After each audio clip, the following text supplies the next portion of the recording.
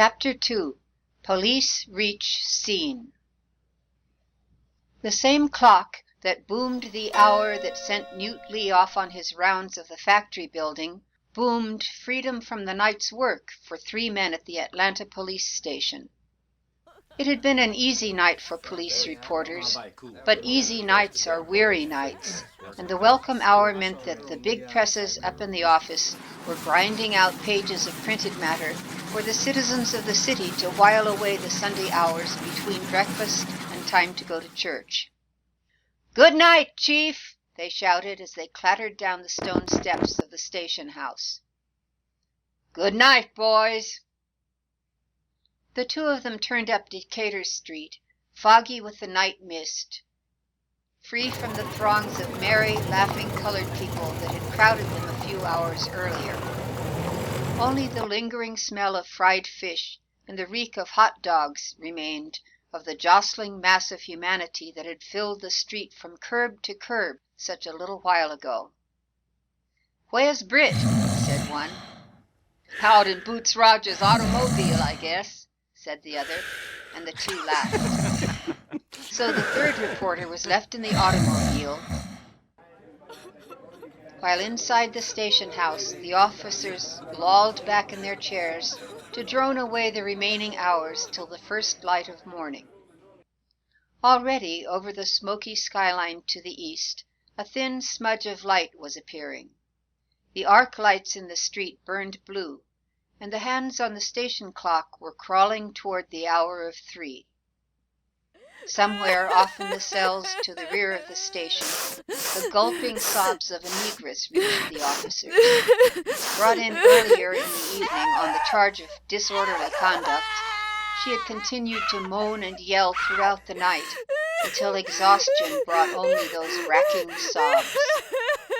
"Sergeant," growled a thick-set man near the door, whose chevrons proclaimed him a head of a department, "make that woman shut up, will you?" The sergeant sighed and clumped off toward the rear, swinging his keys. Boots Rogers, deputy, opened his mouth to begin the umpteenth exposition of the Grace case, when the telephone bell jangled. "Well," said Officer W.T. Anderson, "wonder who's ringing up this hour of the night." He rose wearily, strode to the door of the telephone booth, and swung it open. His brother officers looked up for a moment with passing interest and sank back in their seats. "Hello, hello," came from the booth. "Yes, this is the police station." "What? You'll have to speak slower, old man. I don't get you."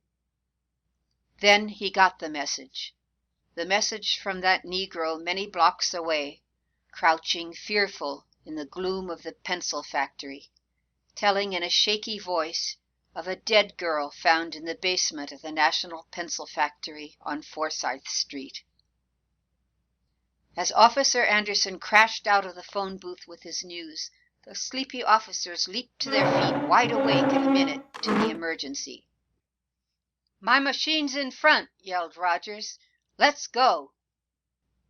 In a flash he was out on the sidewalk, Anderson on his heels. Together they sprang into the car, woke the sleeping reporter, and the 3 of them were up the silent street with a sputter and roar, leaving the other officers gaping after a trail of dust and a winking red light. As the machine neared the corner of Pryor and Decatur Streets, 2 men were seen standing on the corner. They were Officers Dobbs and Brown. The automobile slowed down.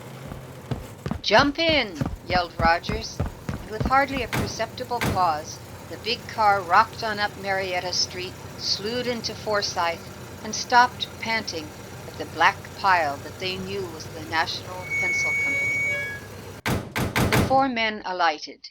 Each was breathing hard with excitement as Officer Anderson pounded on the door with his clenched fists.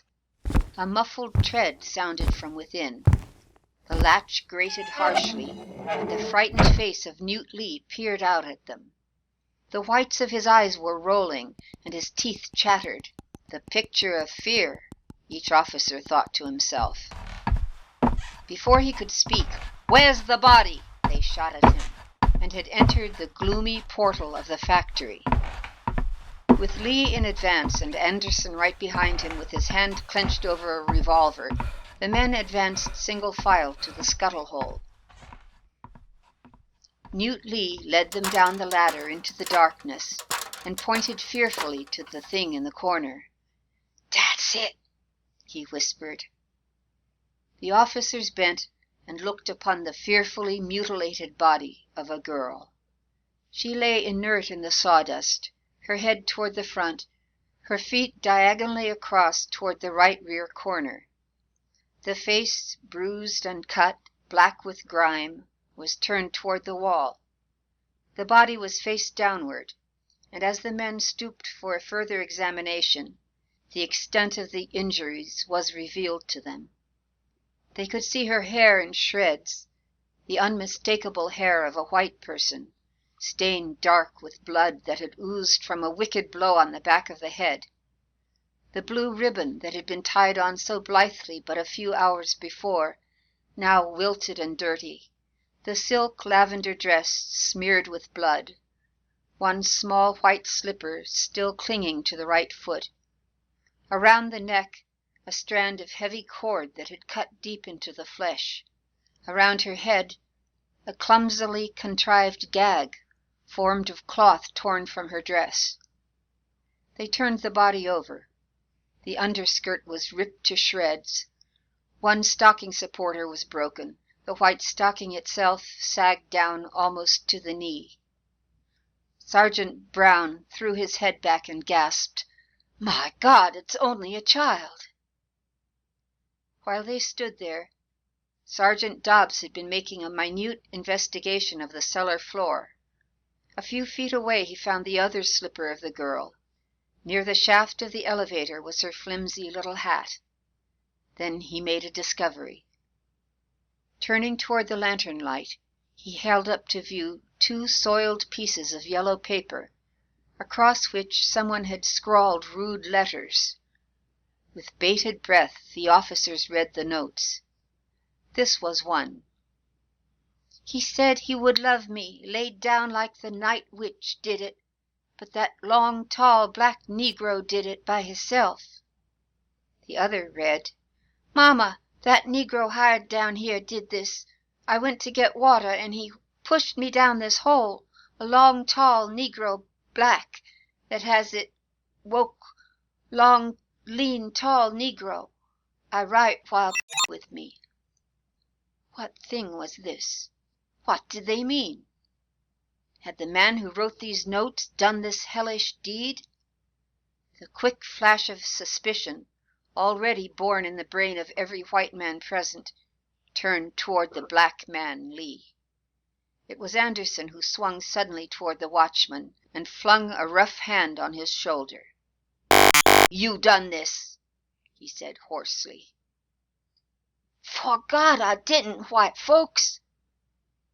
A moment later, and Anderson had slipped the handcuffs on his wrists, and Newt Lee was under arrest for murder.